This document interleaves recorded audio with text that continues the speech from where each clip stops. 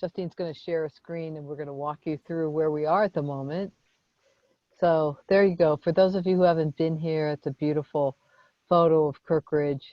Is that early morning or evening, Justine? Evening. It's beautiful. Oh. Yeah.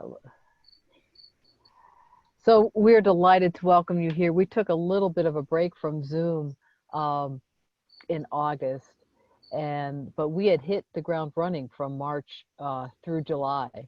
And at that point, we'd had about 75 programs and 1,500 individuals participate in those programs.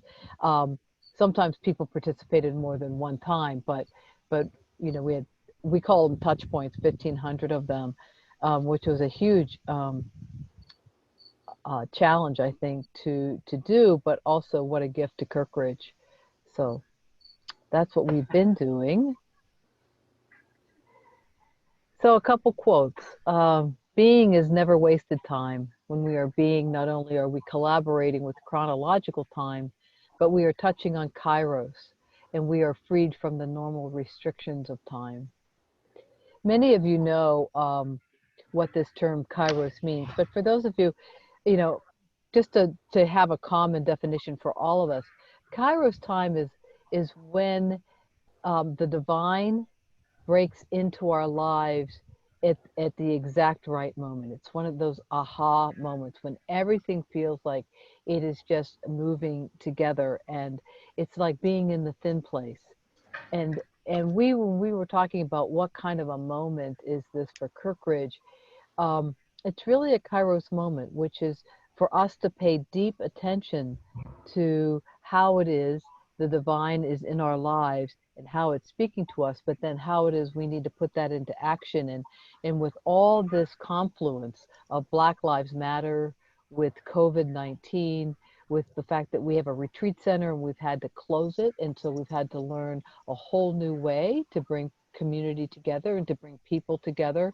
It's like we've kind of paused in August to say, who are we called to be at this time? What are we touching? And what are we freed from? And what are we turning toward? So one of the big things we discovered early is that geographical boundaries have been broken down during this time of COVID-19, that people have joined conversations from as far away as Europe.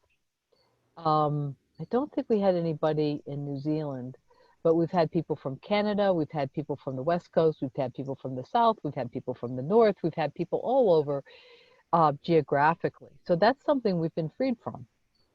Another thing we've been freed from is we have folks who find it difficult now to make the journey and to stay at Kirkridge for either financial or physical reasons. And that's another thing we've been freed from. That people who have physical difficulties, we don't have to worry about physical barriers at the moment. And the third thing that we've been freed from is that we've been freed from, we have not charged anything. And so there's no financial barrier to come to any Kirkridge program next right now.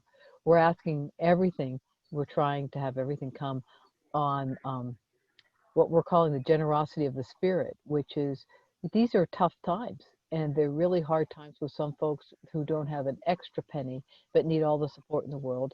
And some of us who are blessed to have more than extra pennies. And we still need all the support in the world to move through this time. And so we've looked at geographic, physical, and financial barriers, and they're broken down, which is teaching us a lot.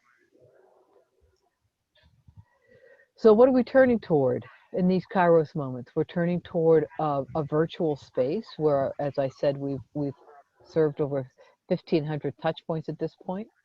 We're turning toward a generosity of spirit where we're trying to form community and a more equitable community for all.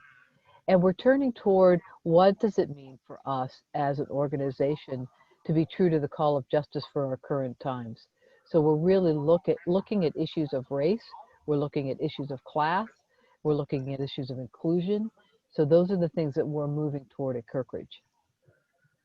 And can I just add, You can add it's anything. interesting as we process this, it's a returning in some ways that this is who Kirkridge is. It's a confirmation of why Kirkridge was born and the legacy it's carried for 78 years. So as a relatively new person, it's a revival of turning again towards ourselves and saying, we continue to build community. We are committed to generosity and abundance, and we stand for justice. And in this moment, it is racial justice, and working towards ending white supremacy and racism. And so I think it's just this beautiful kind of, again, touch point back into who Kirkridge is.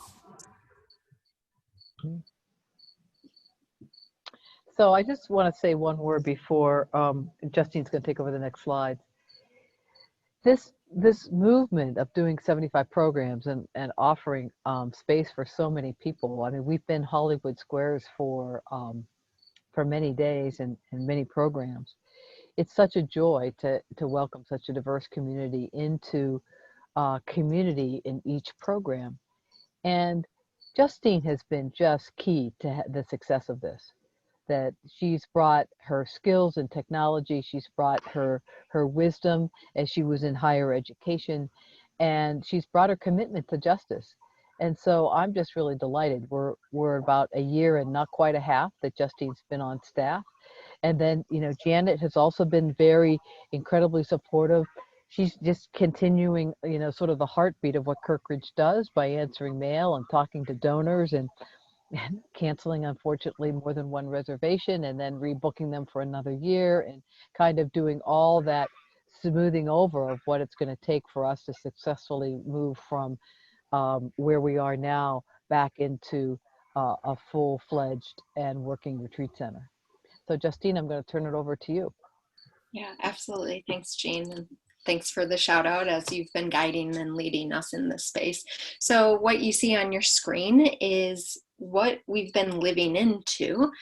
So we're going to talk a little bit about what our hopes are for the fall, and then we invite you into that processing as well. That's kind of how we'll round out this short hour of kicking off our fall program. And our fall program is our near future, but I think it's also going to lay the groundwork of our future, right? Our long-term future. And just the picture here, and I have been taking screenshots through all of our program from March until August.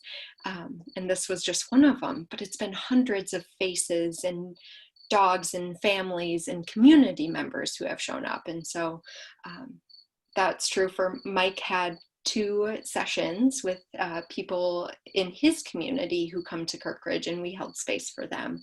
Rob, reunions. Yeah, reunions. I love it. It is a reunion. Rob's held space every Saturday. Sally's on the call. So many of you on the call are building this future with us, and we're just trying to capture it and hold space for that. So with holding future space moving forward, we unfortunately and fortunately, right, there's new possibilities here. We will not be hosting programs in fall and winter at Kirkridge. We really want to ensure the safety of everyone, and right now, just because we can doesn't mean we should. So we do want to start opening our physical space slowly and safely, and so we have private rentals and few hospitality groups. But I'm excited that a board member, Jean, and I worked on a grant to secure funding, a couple $1,000 to secure safety and sanitizing equipment to ensure the safety, at least reduce the risk of contracting COVID-19. But really it was a decision made in safety and community in mind to not host any Kirkridge programs. So that's where we are physically on the mountain with Janet, Jean, and I, and a couple others holding that space. So moving forward virtually, now that we've kind of packed away physical programs, we can look into the future. And the fall is really going to be this great experience of what's working, what's sticking, what are we living into and thriving from for our programming. And Jean or anyone, I hope you kind of stop me if I forgot something. But March to August was a great learning experience. And now what we've done is looked, reflected, and engaged what worked for us, what were we called to do, and what have people invited us into. And we've kind of settled on these themes that I've listed. It's not all encompassing, And I think it does a pretty good job. So we're going to talk about each one of these, I think in our fall. So I keep saying fall. Our fall program starts today with our Kirkridge check-in and goes through the winter solstice, so winter. And in that time, we'll be learning a lot of how to not only hold space, but what is the space needed at this current time. With those learnings, we'll start programming for winter and spring, and that'll be announced late fall. Jean, does that sound good? Did I forget anything? Okay, so we're just going to go one by one in these programs. And the first, as Jean invited us into this conversation, is about Kairos moments at Kirkridge. So this is really our space where we're going to hold deep reflection of who we're called to be, especially at this time with COVID-19 and for white supremacy and racial injustice, and not being able to look away anymore, especially for white people as I identify. How are we living into that? Then we're also going to invite other people to share what have they learned at Kirkridge that has helped them understand their transformation, turning point, or Kairos moments in their lives. So again, at Kirkridge and how they're applying it. So we'll have some deep reflection for spiritual and transformational space. Sound good? Two things. Those will be the Kirkridge check-ins on Monday afternoons once a month, and then we'll hopefully announce when those other programs are going to be later in September. So social justice programs are mostly going to be on Mondays. Am I correct with that, Justine? Although there may be a couple that slip over into other places. So we always talk at Kirkridge about this inner and this outer journey. So the social justice kind of bubble of programs, while it weaves through everything that we do, there's some specific questions that we'll be asking and exploring around social justice and well-being. How do you take care of yourself? So the first one is a conversation on well-being while you're a social justice movement person. Am I right with this with Micah? Yeah, well, so Jean, actually, I think I took your part in this, so I'm going to trade and hop in for the social justice program. Yeah, right. I think we switched. We had it all lined out. We had it so organized. So our social justice programs, we've invited, again on Mondays, but there will be sprinkled throughout the fall calendar.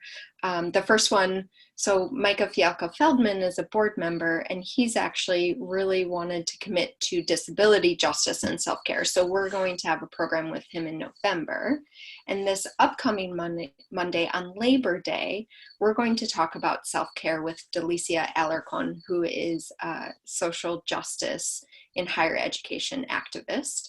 And she'll talk about liberation, community care, and rest and renewal. And I will send that information on. And then we'll have no matter how the election goes, in November we'll also hold space for sociological and political lens moving forward. What does this mean for social justice and human rights? In October, we'll talk about Indigenous peoples and communities. And then in December, we'll talk about self-care, again, in social justice and disability justice. So I'll talk about the LGBTQ plus retreats that we're doing. Thanks to Neil and to Rob, the men's group has been meeting every week and provided great support for men who have long time come. And some of you are on the phone today who've come to Kirkridge, and you know, you are seriously, along with the sisterly women, are sort of the backbone of so much of our work and so much of our support. So sisterly meets every other week. The men's group, thanks to again to Rob and Neil, is meeting every week. We're also doing a series called The Welcome Home, and it's going to have a virtual retreat the week after Labor Day online. And that retreat is specifically geared for families who have gender differing or questioning youth and young adults, or young adults who are trans. And just like we were exiled out of our faith communities, these families that have children are being exiled out of their communities, and Kirkridge is stepping up to be their support. So I'm really proud of who we are at this time and how we're reaching out to these families. And these families are coming from all across North America, and many grandparents are showing up. So it's really lovely to see how they're supporting each other. Rob, do you want to talk about the September 18th retreat? Sure, I can jump in. In addition to the weekly sessions, Saturdays at 1, we've changed our retreat to a virtual retreat, September 18 to 20, with leaders Michael Adey, Brendan Fay, who have both led some of our past retreats. And also this year, Mark Giesler and Dave Hauser. So those are the four presenters. As of this morning, we have 15 registered and 2 verbals. So that's going to be a good attendance. And some of these men are back for the first time because they don't have to travel or they're not feeling the best. And so they might be able to take in one of the sessions, etc. But as Jean said, we have men showing up for the various reasons now that we're using Zoom at Kirkridge. Thanks, Rob. Circle of Trust retreats. So we have done many Circle of Trust retreats, and we're adding in the fall a series as well as individual retreats. And I'm in great debt to Sally Hare, who's become sort of the dean of these programs, and she has recruited leadership from all around the country and in Canada. And we have a plethora of people who have come forward to say they're going to volunteer to lead these programs.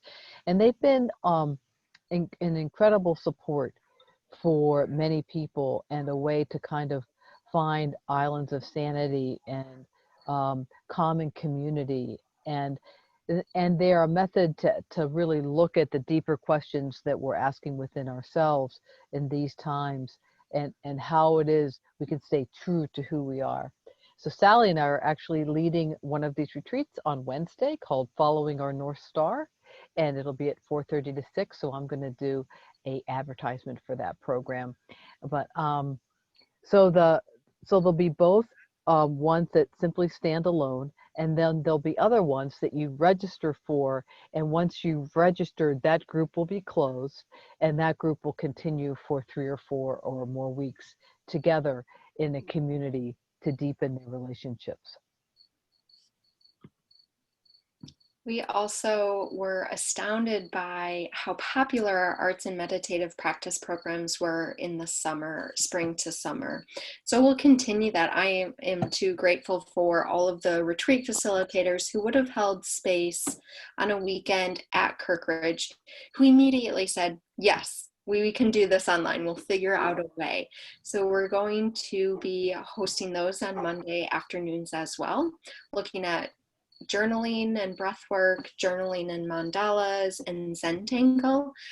I'm really excited because it was a time to laugh and learn together and enjoy just the space and time. We'll also be hosting a Kadiwample, and maybe Sally will talk about that word soon, a monthly get together about song and story and community with no required experience. None of this requires any sort of untapped skill.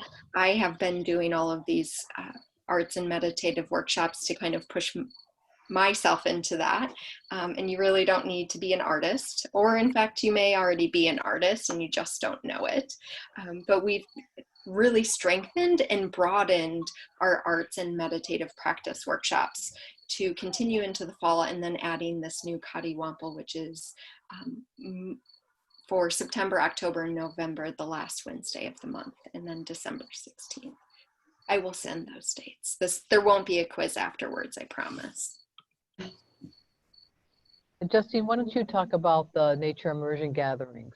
Absolutely. So this outline, you may have noticed, looks similar to the fall launch email we sent out last week. And then we added this.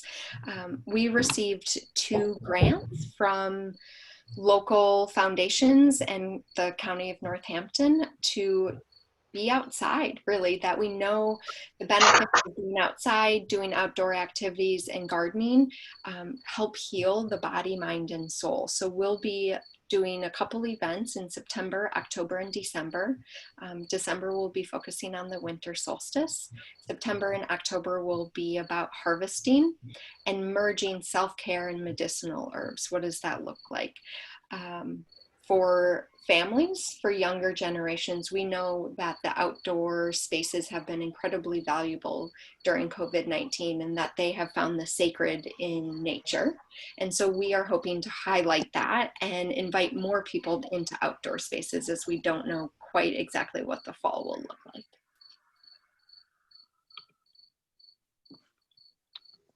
So I think before we go on to this slide, Sally, do you want to add anything as the dean and as the overseer of Cattywampus work? Thanks. I have a very unstable internet, so I won't talk long in case I disappear. Cattywampus is my favorite word for 2020. It literally means to move together with purpose, but to not necessarily know where we're headed. And that for me just feels like what 2020 is. I don't know where I'm going, but I really want to have intention as I move forward, and I want to do that with you. So I'm excited. I'm sorry. I love this word too, and I'm glad I understand it, but would you mind telling us how it's spelled? Of course, just like it sounds, C-O-D-D-I, Coddy Womple, W-O-M-P-L-E, and Justine just put it in the chat, and Google it. Thank you. A really fun word. What language is that? It's American slang.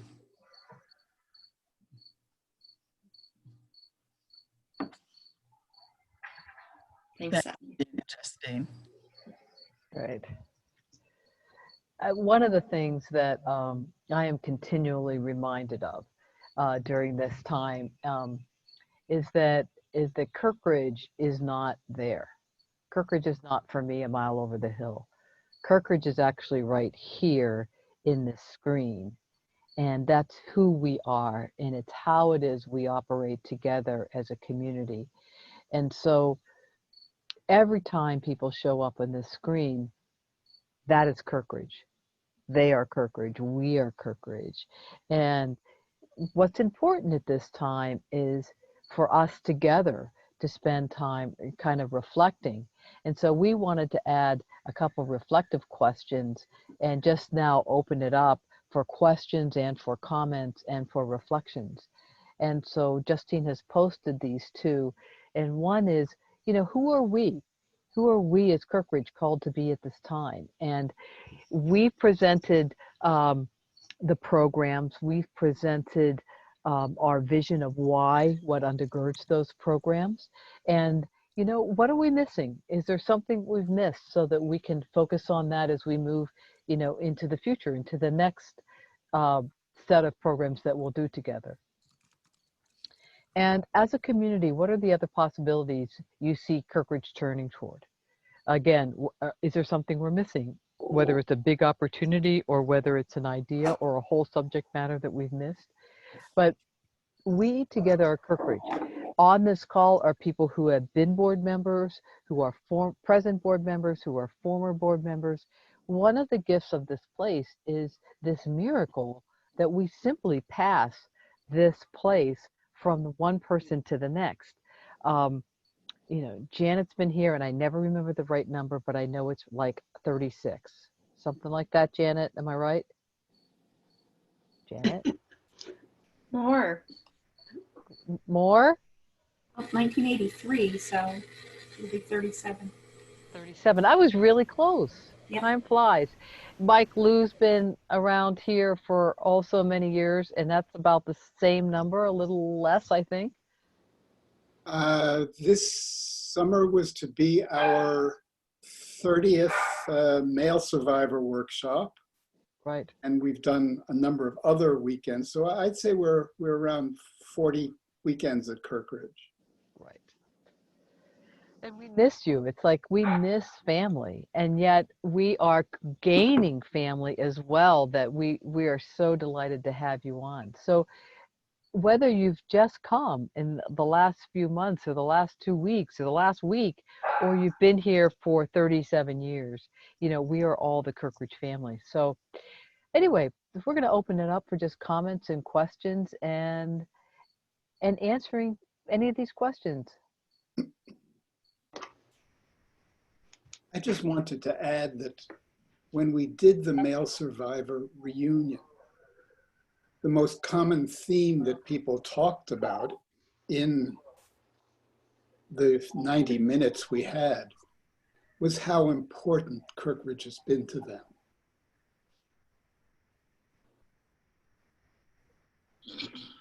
Amazing, Mike. Thank you. And I want to follow that with saying how often I hear that and how really grateful I am to Jean, to Justine, to the board for their willingness to take such risks, not only with this, the virtual kinds of programs, but with this whole generosity of spirit that we're moving into the fall, where there will be no charge for anything that Kirkridge offers to participants, but Kirkridge still has to survive, so that in order to keep up the old buildings and to continue to add things and to continue to move forward, we're hoping to become green and add solar and do other things, and to continue to pay not only our staff, which right now is sort of 2.5, Jean and Justine, and half of Janet, but to also be able to hire staff before, and to be able to pay the instructors, because we're not doing that right now. It really means telling our story. And I feel like the people on this screen are the ones that can best do that. So I'm asking you to join me in that as we move out into the world, to say, yes, you can come and there's no charge for participants, and it still costs for Kirkridge to be there and to grow and to thrive. Thank you, Sally. This is Rob with maybe a nuts and bolts question for Jean and Justine. Earlier in one of these calls for a session, someone had mentioned something about evening workshops. Was anything addressed to that for the fall, or are they still more or less afternoons?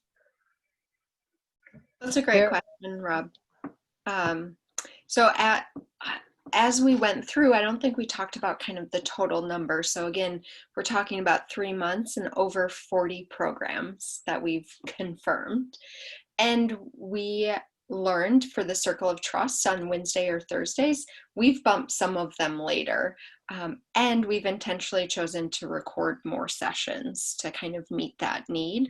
Well, Jean and I are the ones holding the space, and Juniper, my cat.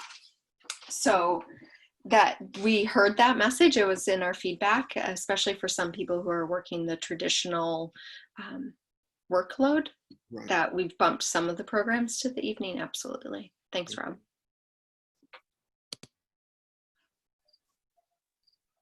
Just a quick comment about something that Sally said. Half of Janet is probably equal to twice of most people. Yeah. Yeah. Yeah, Janet's equal to twice of me. I agree. She does her. Well, she does more than that. And always has. Actually, right now we only have her for 8 hours. Yeah. So yeah, it's a significant decline in her work schedule.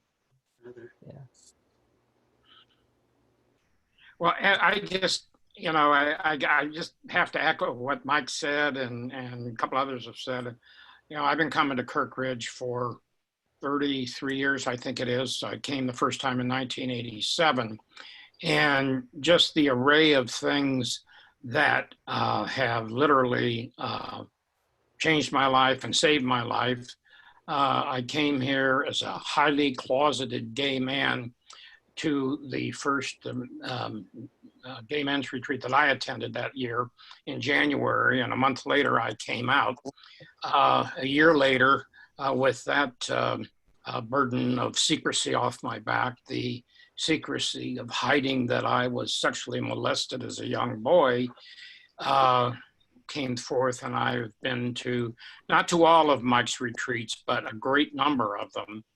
And as well as you wouldn't be hard to figure out, I'm a recovering alcoholic, and I've done a lot of 12-step work at Kirkridge.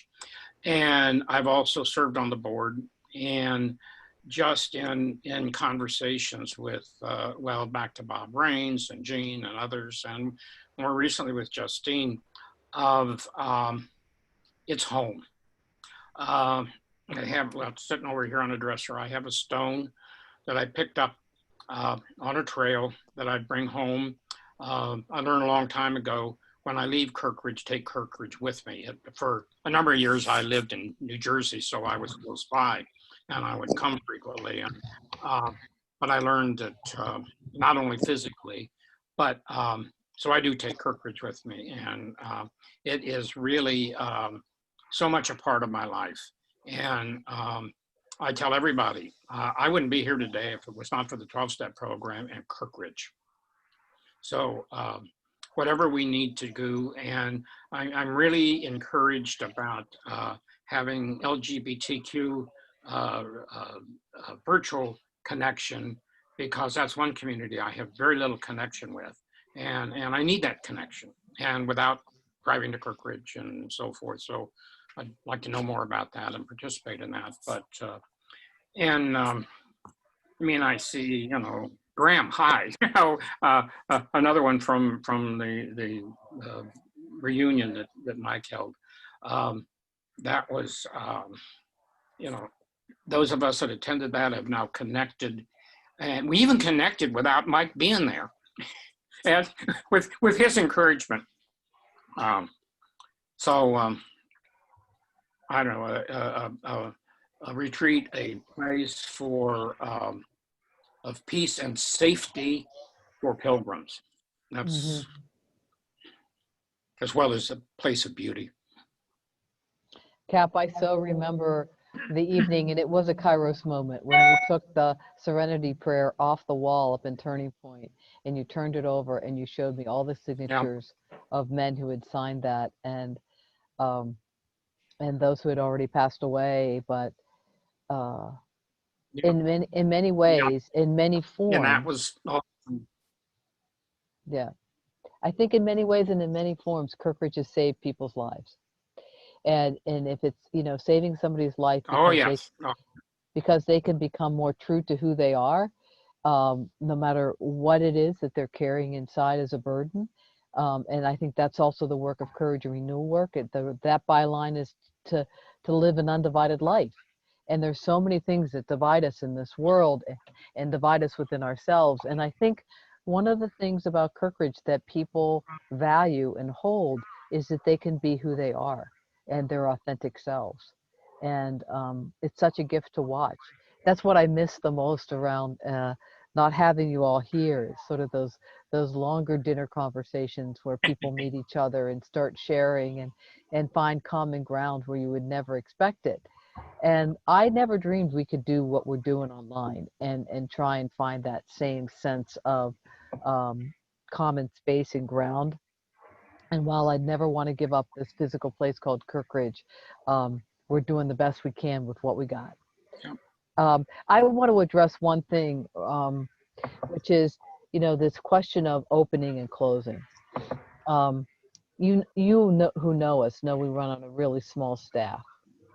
And one of the struggles is that we can't open and offer food service the way we've offered it in the past and then close it down for 3 weeks.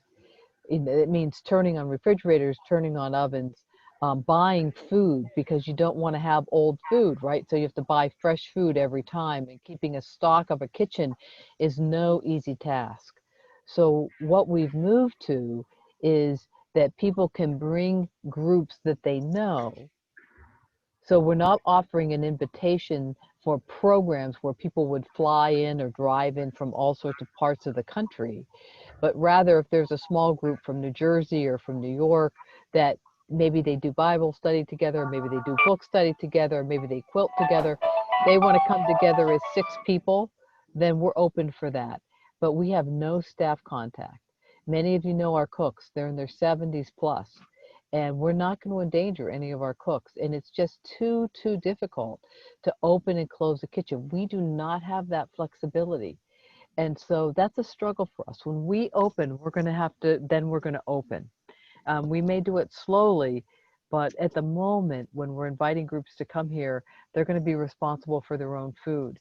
And that is a gift that we can offer to people because we have these individual places. We don't have this big common kitchen, this big common eating area where different groups come together. We're actually kind of set up pretty well for this.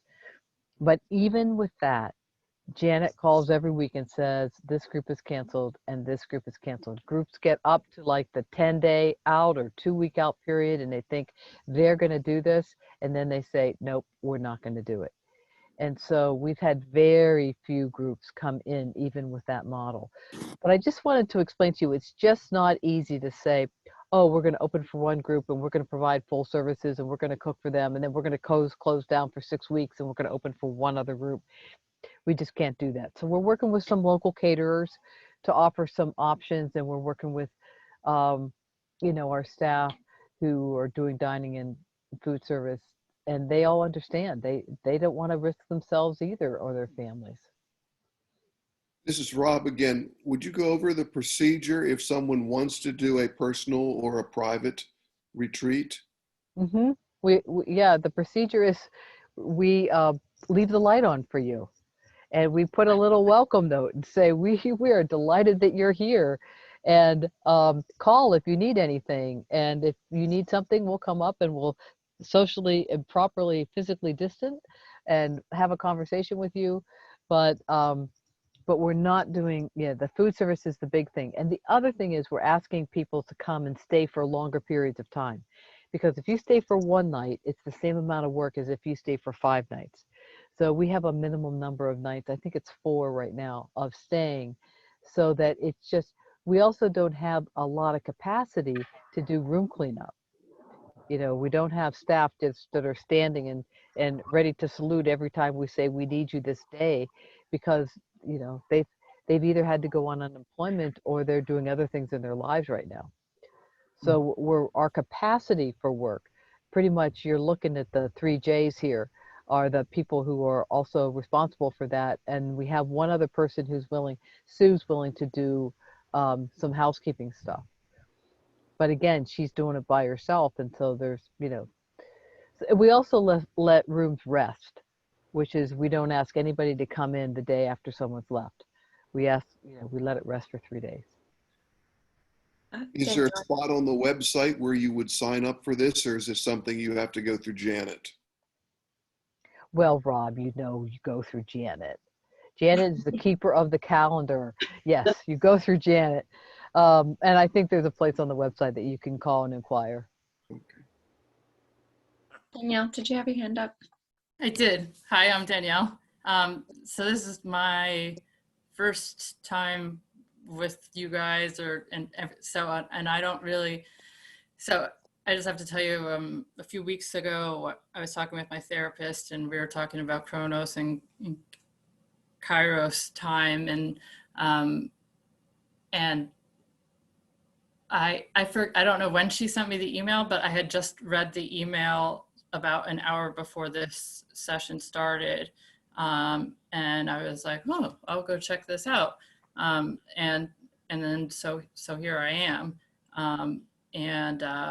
Did somebody mention about a Roosevelt living where one of the Arlene, Eleanor? Was it Eleanor? Both of them live here.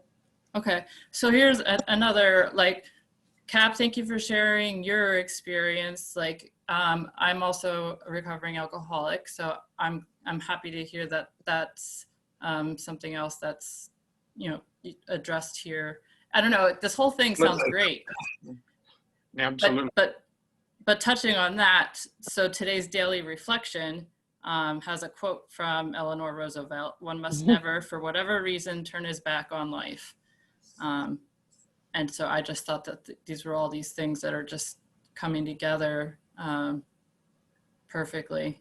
And so I look forward to learning more and getting more involved as soon as I figure out how to do that. Danielle, thank you say- so much for sharing. And yeah, you showed up and now you're part of the community. We just, we'll just suck people in. And I'm sure Cap would be more than willing to talk to you. And he's one of the kindest men I've ever met in my entire life. And this community is filled with kind and genuine and lovely people living life with all its uphills and downhills. So good to have you here. Well, just as a sidebar on attending things that are not, I've attended things that were specifically for recovering alcoholics or recovery, the 12-step type things. But I don't think there's been anything that isn't, well, I'll just speak about Mike's weekend that I attend many, many times. And, it's not, but we always have a 12-step meeting during that. We at least one during that weekend. And other things I've been, I mean, all of that, the word recovery covers such a wide span of who we all are. And I think, you don't have to be a recovering alcoholic, but, recovering from life. But yeah, it's a very welcoming and above all, it's safe. Kirkridge is safe. So I just, another thing too, I just got a letter from the insurance providers that I have that's no longer going to be covering, like they're no longer going to be participating in with the office that I see. And so like this is also really, there's so many different things, topics that you hit, like you talked about, like that I'm so passionate about, like arts and social injustice and like the outdoors and grounding and also like I still, after I don't know how many, well, I know how many years I've been around on Earth, but how many years I've been trying to search inward, I guess, as to the best of my ability. I still don't know who I am or exactly who I want to be and how to get there. So it sounds like this would be this Kirkridge is, will be able to help me with achieving that. So thank you again. Can I say something about the social justice part? I'm a fan of Richard Rohr, contemplation and action. And as I get older, action becomes more and more of a challenge, and especially these times. So I'm hoping that when we do the social action part of your plans, that some very practical to-dos are part of that. Because, and especially, for people who are confined, people who are challenged physically, age, whatever, because besides writing letters. So I put that out there as a suggestion. That's great. Danielle, we'll definitely touch base. Cap, thank you for sharing. And Arlene, absolutely. So it's funny, on the other end of the spectrum, coming to adulthood. So I used to work on universities on social justice. And it was really important not to only just sit and hear and learn and raise awareness, which are really important, but how does it meet that outer work that we reference? So we'll always walk away with some tangible action items. So thank you, Arlene, for raising that. Thank you. Just So to one of the things that build on something that Cap said, that there's no separation. At our weekends, there are social justice aspects, there's spirituality aspects. I think none of the Kirkridge events are just one thing. I know that. Now, we aim for inclusion, and we pretty much make it too. What I will always miss about this virtual business is the hugs. And, I can't think of any way not to get, to get that happening. So I grasp at straws for positives. And the positive I found is we don't have to be masked. Yeah. Yeah, you can see the smile, just the smile then. But one of the things that I touched on once before in one of these meetings is, here I am, an old white guy, and trying really hard to understand and acknowledge my own inbred racism and so forth, but without just coming away and saying, ain't it awful, but nothing else happens. So a book study group that I belong to, later in September, I think it's in October, we're going to read the book White Fragility by Robert DeAngelo. And what I would like to see is like this, because this is really all we have, are people of Black and brown people along with white people, for white people to just to sit down and listen. And you can't say yes, but just listen and take it in. And then where do we go from here? That's what frustrates me. And I'm too old to do it now. I've just certainly done my share of demonstrations and those kinds of things. But I was in New York City in 1968, so I don't need to say any more. But nevertheless, I look at Kirkridge to be doing things like that. Of making, at least having those really hard discussions, and for an old white guy to sit and listen, to really listen, active listening. Justine, do you want to talk a little bit about what we've done and where we are, and then I'll talk a little bit about the board? Yeah, Cap, thank you for lifting that. I think that could be its own program that could be 24 hours a day, right? Yeah. And it should be, like, the time is now if it wasn't hundreds of years ago. So honoring that this is a long time coming and many people live in injustice every day. And a lot of us are late to the party. A lot of us are late to social activism. And so really what I'm going to say is not for us to be patted on the back at Kirkridge, but to give some context that we heard the call after George Floyd was murdered.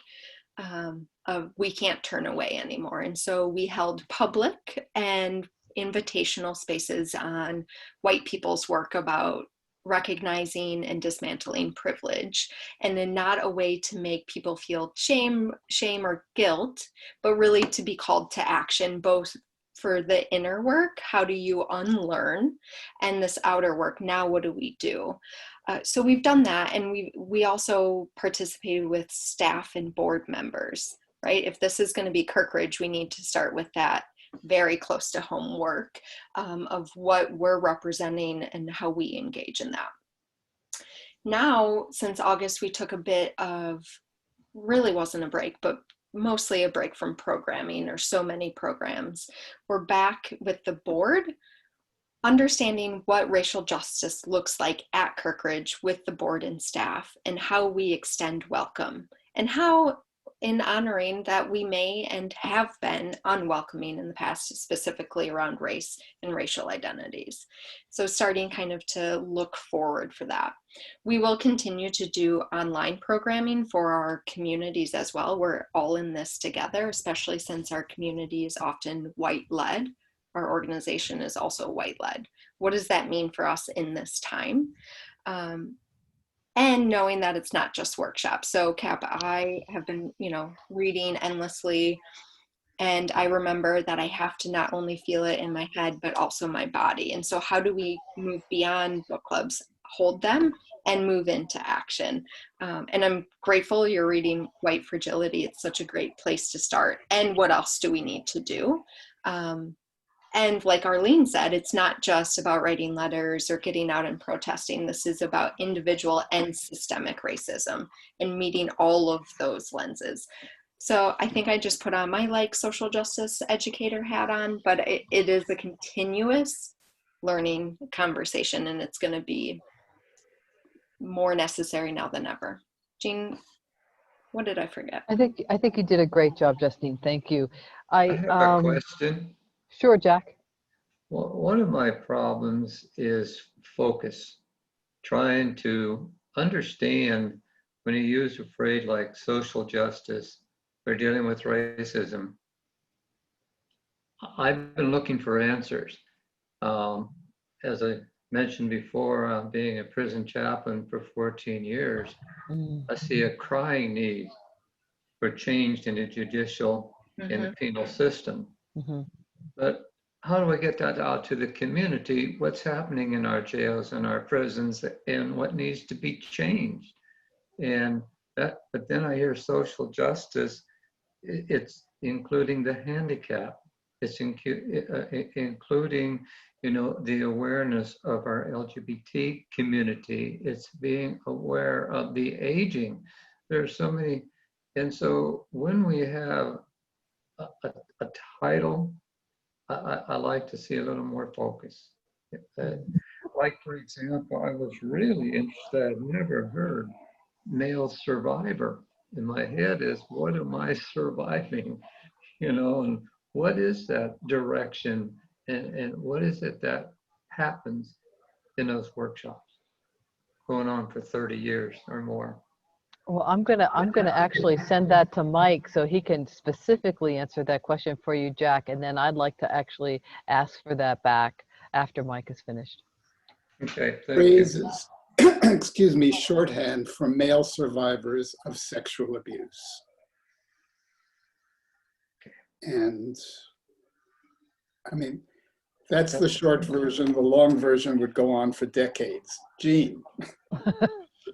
So one of the things, Thank you. Jack, I think one of the things that I am most proud of about Kirkridge is looking sort of beyond our circle of comfort to those who are no longer, who are not in that circle. And for many years, men could not talk about sexual abuse. Women could talk about sexual abuse, but men didn't talk about sexual abuse. Right. Kirkridge stepped up years ago and said, we need to do work here. That was true. It's true, you know, it's true with many things that Kirkridge has done. And at this point, we keep looking about, you know, what's the next circle, right? We've done work with families of those who are incarcerated because at Thanksgiving, they were excluded. We've done work with people who are unemployed. But, you know, always still there's like another group. And so how are we just in our world until everybody gets to be in that circle?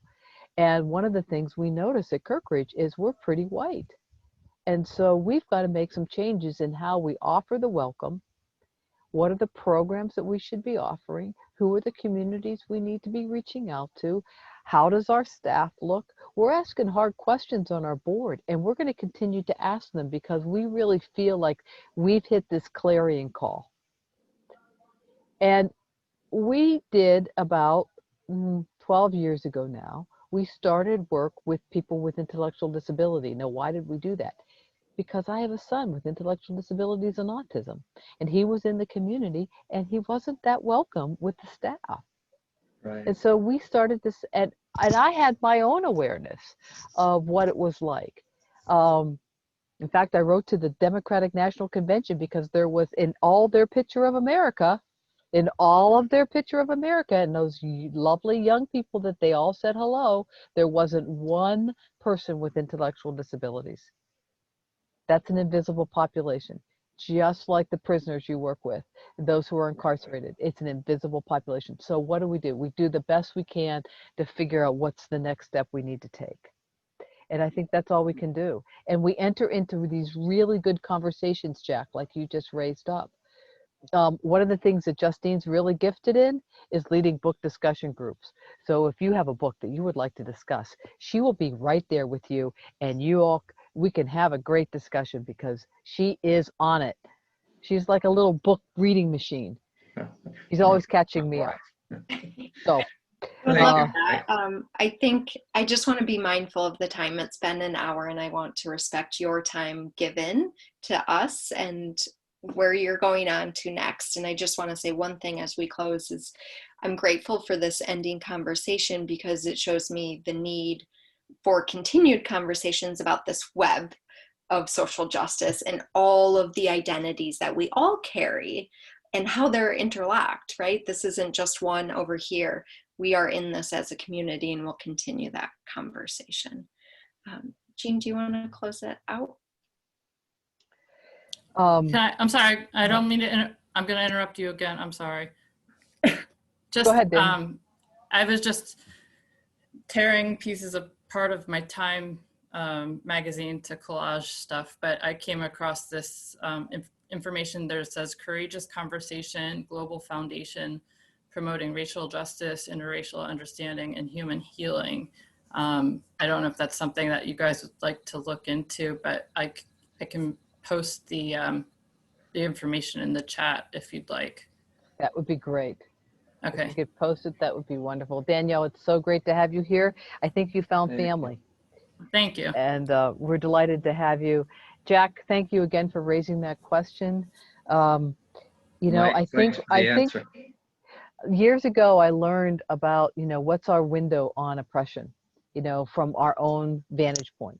What is it in our own lives where we feel excluded that gives us a window or a way to reach out to understand someone else's exclusion?